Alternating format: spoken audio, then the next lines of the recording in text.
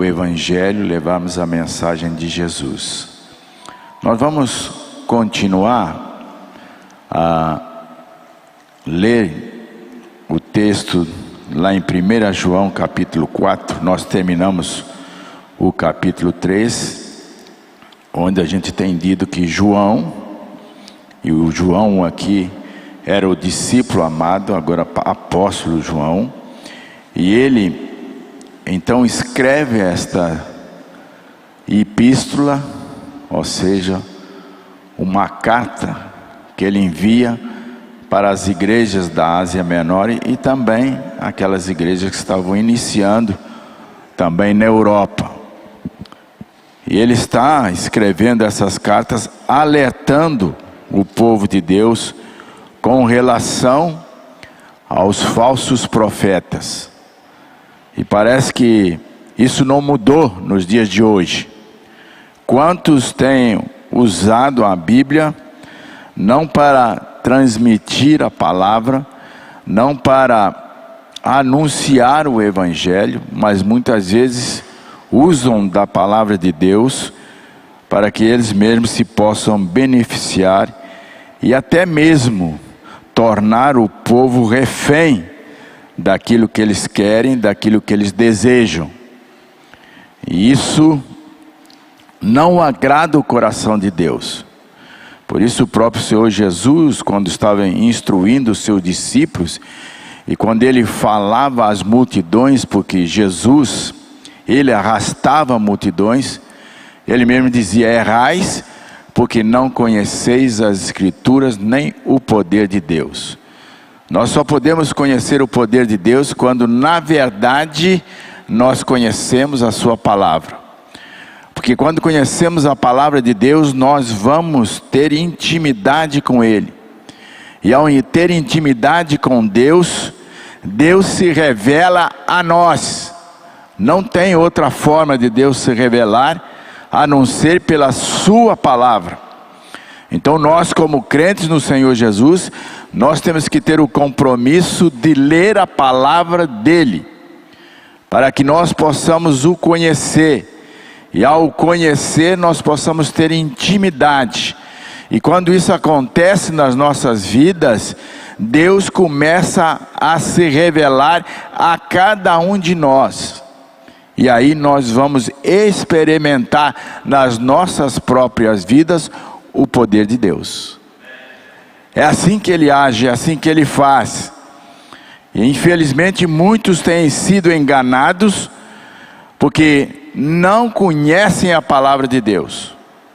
Mas nós não podemos agir dessa maneira. Esse livro aqui é para ser lido, para ser meditado, para nós guardarmos, como dizia o salmista: escondi a tua palavra no meu coração, para não pecar contra ti.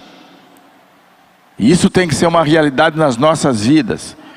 Porque como naquela época muitos falsos profetas se levantavam, hoje não é diferente. Hoje não é diferente. Então, para que nós não sejamos enganados, nós temos que conhecer a palavra de Deus. E João continua, porque nós começamos no capítulo 1, na semana passada nós terminamos o capítulo 13, e agora estamos iniciando o capítulo 4, e João vai dizer assim para os irmãos: amados, não deis crédito a qualquer espírito, antes provai os espíritos se procedem de Deus, porque muitos falsos profetas têm saído pelo mundo afora. Parece que ele está falando para nós nos dias de hoje. Amados, não deis crédito a qualquer espírito. E por que nós damos crédito a qualquer espírito? A gente dá crédito a qualquer espírito porque na verdade nós não conhecemos a sua palavra.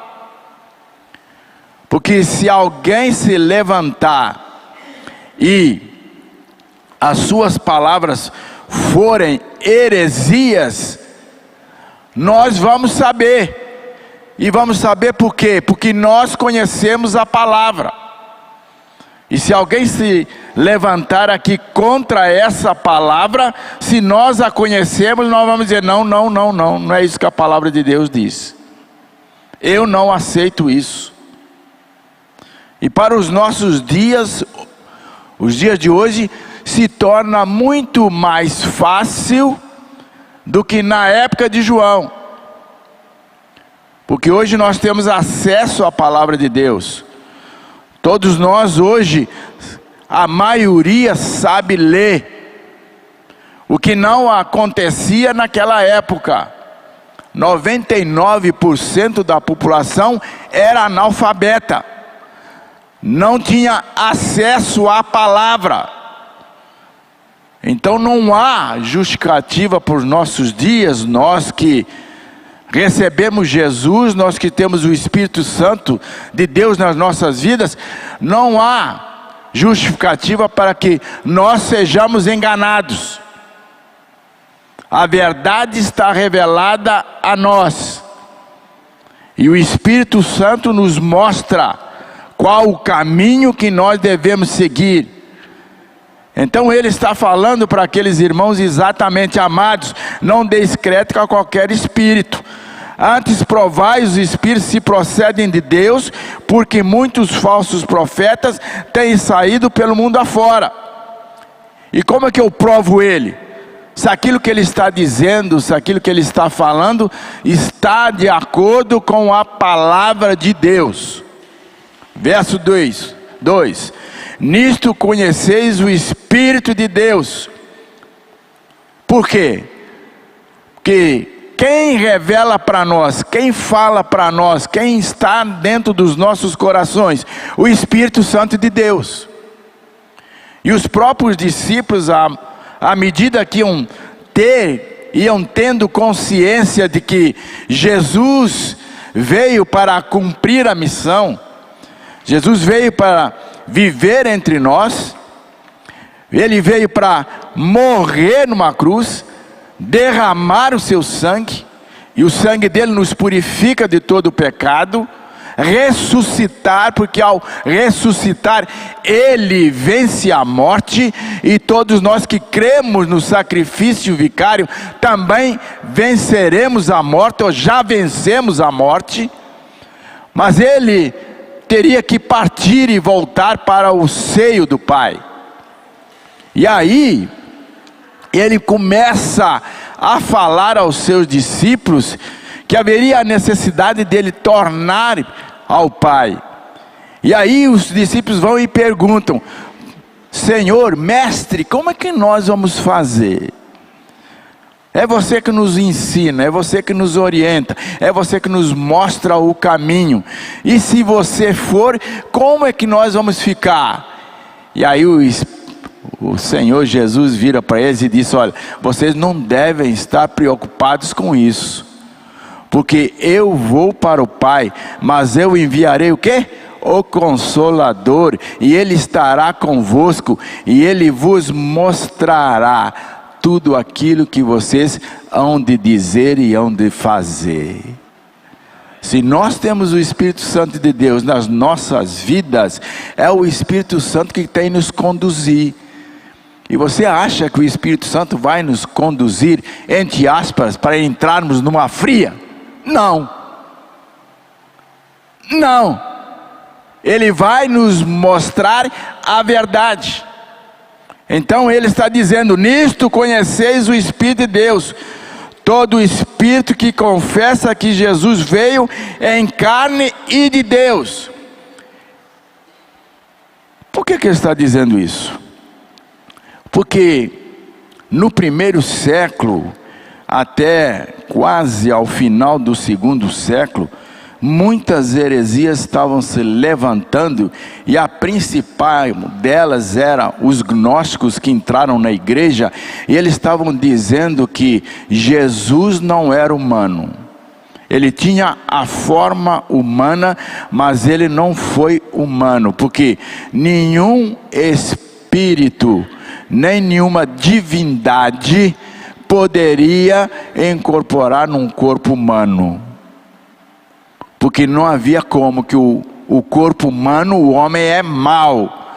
E uma divindade não poderia tomar a forma de homem, se tornar homem, porque não havia compatibilidade entre o mal e o bem. E ao lançarem isso, muitas pessoas estavam acreditando. Só que isso anula completamente o Evangelho de Jesus Cristo. Porque Jesus era totalmente Deus, mas era totalmente homem. Porque só um homem poderia restaurar a unidade e a comunhão entre Deus e o homem, entre o homem e Deus. E essa pessoa foi Jesus Cristo. Então Jesus, quando viveu entre nós, era totalmente Deus, mas era totalmente homem. E se assim não fora, ele não morreria. Se assim não fora, ele não derramaria o seu sangue precioso. E isso é uma das provas cabais que Jesus Cristo, ele era Deus, mas era totalmente homem. Mas ele tinha uma missão vinda do Pai, e ele cumpriu integralmente. E agora todos aqueles que creem em Jesus como Senhor e Salvador de suas vidas, puderam restaurar a sua unidade e a sua comunhão com o Pai. E mais ainda, nós, por causa de Jesus Cristo, pelo seu sacrifício, quando Jesus voltar, ele vai nos ressuscitar, e definitivamente nós destruiremos a morte. Destruiremos a morte. E isso é para aquelas pessoas que verdadeiramente creem em Jesus como Senhor, Salvador e Mediador. Verso 3: e todo espírito que não confessa a Jesus não procede de Deus. Pelo contrário, este é o espírito do anticristo, a respeito do qual tendes ouvido que vem, e presentemente já está no mundo. Ou seja, Satanás está agindo. Satanás está realizando a sua obra. Ele está alertando, ele está aí, ele está agindo, ele está realizando a sua obra. Você tem que estar atento. Você não pode dar brecha. E não é diferente nos dias de hoje. Temos que ter cuidado, nós como crentes no Senhor Jesus, e verdadeiramente termos a noção e termos a percepção, e muitas vezes dentro da própria igreja, daquilo que agrada o coração de Deus e daquilo que não agrada. E infelizmente muitas igrejas que nós dizemos que são evangélicas, elas estão agindo mais pelo espírito do anticristo do que pelo espírito de Deus. Isso é uma realidade. E isso acontece mesmo porque nós temos nos relaxado. Nós não temos mais intimidade com essa palavra. Muitas vezes nós somos apenas religiosos, nós apenas frequentamos a igreja, mas nós não temos tido intimidade diária com Jesus. Nós não temos tido intimidade diária com o nosso Deus. Muitas vezes nós viemos à igreja e apenas aqui na hora do culto, 1 hora e meia, é o momento que nós abrimos a nossa Bíblia, se abrimos, e durante toda a semana ela fica guardada e encostada. Como você vai conhecer a Deus? E aí? Você vai ser enganado. Então, meus irmãos, cada vez mais nós temos que nos apegar a essa palavra, estudar essa palavra, meditar nessa palavra, porque Satanás é sagaz, e muitas vezes nós, dentro das nossas igrejas, pensamos que agradamos a Deus, mas nós não estamos agradando a Deus. Temos que ter cuidado. Verso 4: filhinhos, vós sois de Deus, e tendes vencido os falsos profetas, porque maior é aquele que está em vós do que aquele que está no mundo. Interessante que ele diz: filhinhos, vós sois de Deus, ou seja, vocês têm o Espírito Santo,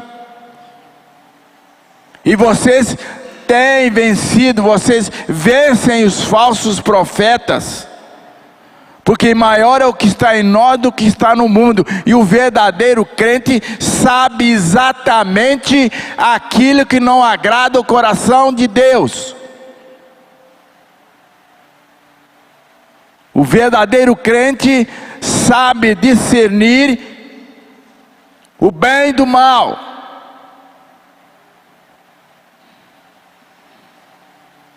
E ele continua no verso 5: eles procedem do mundo, por essa razão falam da parte do mundo, e o mundo os ouve. Quantas vezes nós queremos trazer o mundo para dentro da igreja, e até achamos bonitinho, está tudo certo, não tem problema nenhum, mas não é isso que Jesus chamou a sua igreja para realizar. Não é essa a missão da igreja. Nós não podemos suportar as coisas do mundo dentro da igreja. Nós não podemos aceitar as coisas do mundo dentro da igreja, porque não é o mundo que tem que vir para a igreja, mas é a igreja que tem que sair para o mundo, para que nós possamos os influenciar de tal maneira que eles também conheçam esta palavra, e eles possam entregar suas vidas a Jesus, reconhecendo-o como Senhor, Salvador e mediador da vida delas. Essa foi a missão que Jesus deixou para a sua igreja, e parece que até isso nós estamos abrindo mão. Quantas pessoas, estamos terminando o ano, quantas pessoas você falou de Jesus neste ano? Quantas pessoas reconheceram Jesus como Senhor e Salvador? Vocês já viram quando Jesus ressuscitou e ele fala que com as Marias que foram até o sepulcro e não acharam o corpo de Jesus, e então a caminho acharam, o encontraram, e ele disse: vai, salve. E elas se prostraram, se ajoelharam, adoraram a Jesus, e elas dizem: correm, vão para Galileia e falem aos meus irmãos que eu quero falar com vocês, com eles. E elas então foram, alegres, felizes. Encontramos o Mestre, encontramos o Senhor. E quando Jesus chega, ele diz: salve, me é dado todo o poder nos céus e na terra, portanto ide, fazei o quê? Discípulos. Quantos discípulos nós temos feito nos dias de hoje em nossas igrejas? Às vezes nós dentro da igreja estamos envolvidos com tantas coisas, que aquilo que é o principal, aquilo que Jesus deixou para que a igreja verdadeiramente fizesse, nós não estamos mais fazendo. Portanto, ide, fazei discípulos, batizando em nome do Pai, do Filho e do Espírito Santo, ensinando a guardar todas as coisas que eu vos tenho mandado. E aí vem a promessa: eis que estou convosco todos os dias até a consumação dos séculos. É isso que nos dias de hoje, como igreja, nós temos feito. Às vezes nós nos envolvemos com tantas coisas, tantos eventos, E aquilo que é o principal que Jesus deixou para que a igreja realizasse, nós deixamos de realizar, deixamos de fazer. E o mundo continua perecendo sem Jesus, porque nós abrimos mão da missão que Jesus deixou para a sua igreja. Filhinhos, vós sois de Deus, e tendes vencido os falsos profetas, porque maior é aquele que está em vós do que aquele que está no mundo. Verso 5, eles procedem do mundo, por esta razão falam da parte do mundo e o mundo os ouve. Isso é uma realidade. As pessoas não estão ouvindo mais, nem se interessam mais pela palavra, pela verdadeira palavra. Porque muitas vezes a palavra nos confronta. A palavra nos confronta de tal maneira que nós temos que tomar uma posição.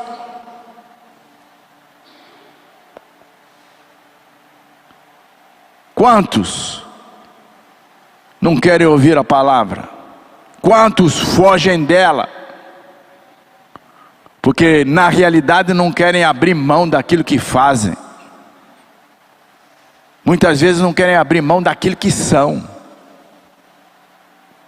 Porque quando verdadeiramente nós somos transformados pelo poder do sangue de Jesus, nós somos transformados por completo, amém ou não?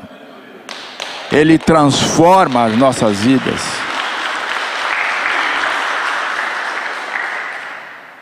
Nós nos tornamos diferentes.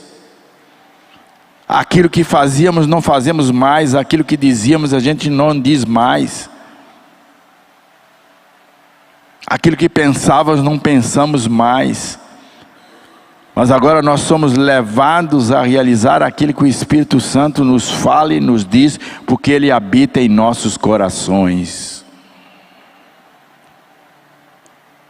Lá em 1 Timóteo,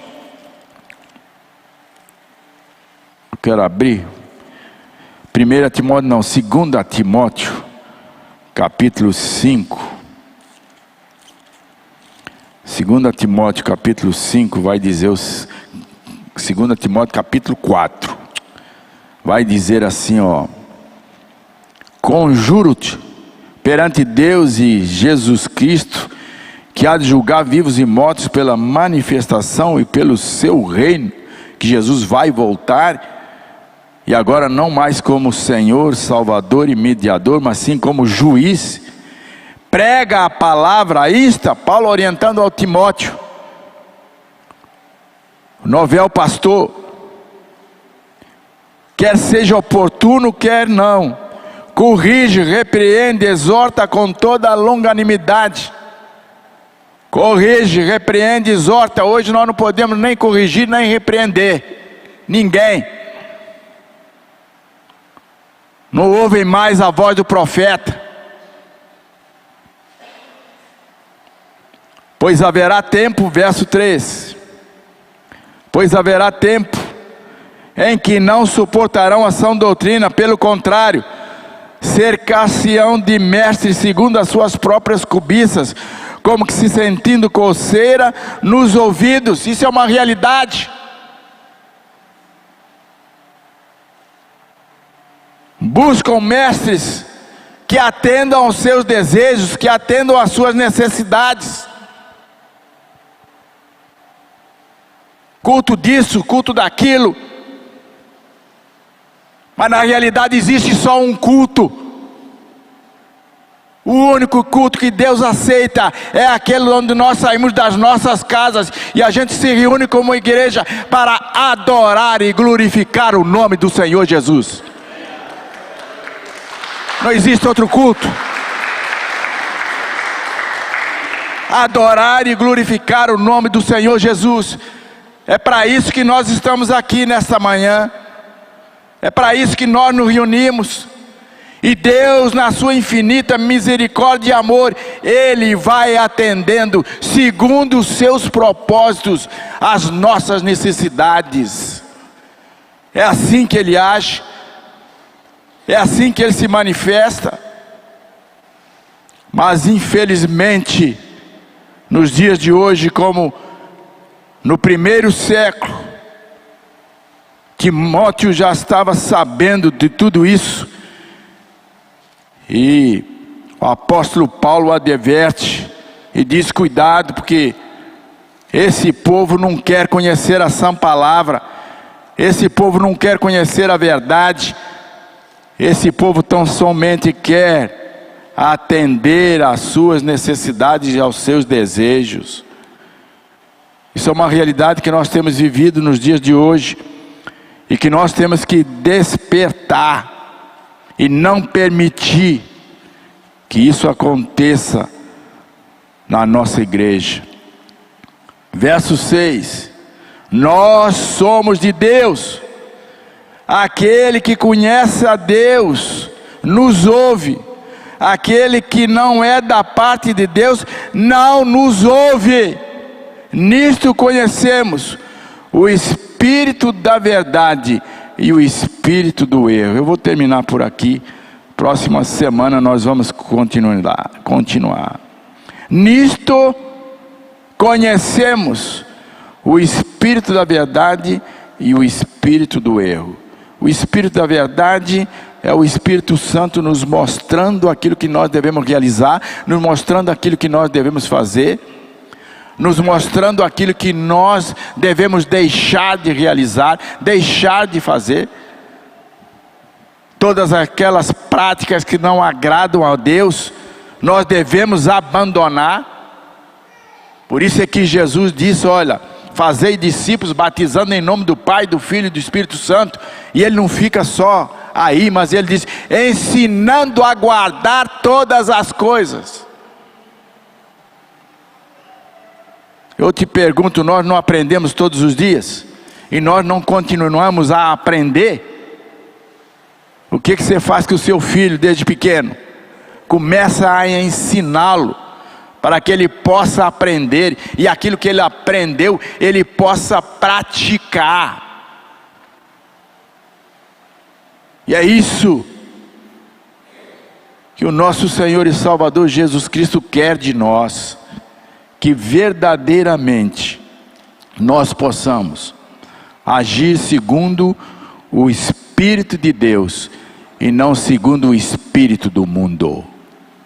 Nós precisamos aprender isso, mas para que isso aconteça, você tem que ter intimidade com essa palavra. Amém? Que Deus nos abençoe e glorifique o nome do Senhor Jesus.